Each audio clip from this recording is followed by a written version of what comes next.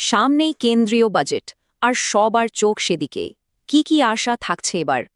সবার মনে কিন্তু একটাই প্রশ্ন, এই বাজেটে সাধারণ মানুষের জন্য কি আছে? প্রথমেই আসি আয়করের কথায়। মধ্যবিত্তের জন্য কি কোনো স্বস্তির খবর আছে?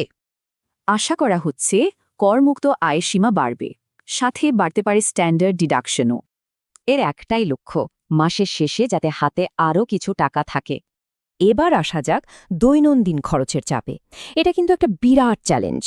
সরকার হয়তো নিত্য প্রয়োজনীয় জিনিসে কর কমিয়ে দাম কমানোর চেষ্টা করতে পারে।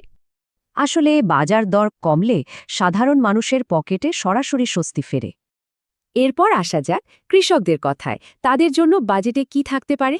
মূলত তিনটি দিকে জোর দেওয়া হতে পারে: সহজ কৃষিঋণ, ফসল বীমা আর গ্রামীণ পরিকাঠামো। এর ফলে কৃষকদের ঝুঁকি কমবে আর তাদের আয়ও হবে অনেকটাই স্থিতিশীল।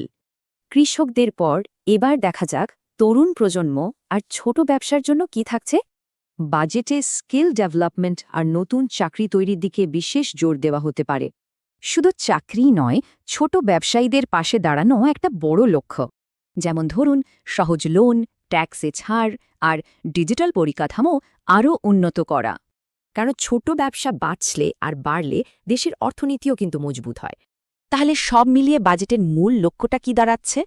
বাজেটের মূল ফোকাস থাকতে পারে এই তিনটি দিকেই: খরচ কমানো, আয় বাড়ানো আর ভবিষ্যৎ সুরক্ষিত করা। দেখুন, বাজেট কোনো জাদুদণ্ড নয়, কিন্তু সঠিক পদক্ষেপে জীবন অবশ্যই সহজ হতে পারে।